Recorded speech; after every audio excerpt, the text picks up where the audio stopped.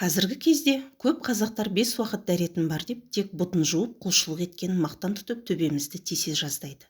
Ал анығында дәреттің 3 түрі бар.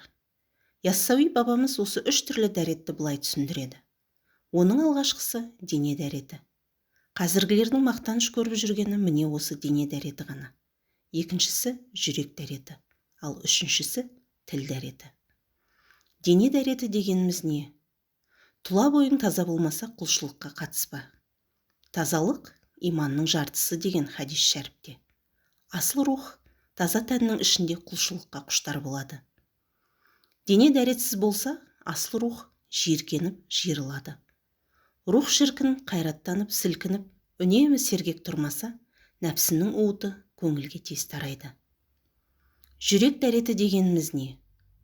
Ет жүрекке күпірлік ұрығы түспесін. Өзіңізді өзгеден артық көретін ойдың көкірекке енуіне жол бермеңіздер. Тәкаппарлық жүректі былғайды.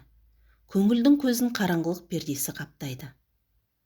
Ал тіл дәреті дегеніміз жалған сөз, өсек, әңгіме, бос сөзден тілді пәк ұстау керек. Сондықтан адамның іші тазармай, ісі де ағармайды. Жан бақшасында жаратқанның бұлбұлы сайрамайды. Хақтың жолын таңдаған мұсылмандар денесін ысқылап жуғанға мәз болмасын.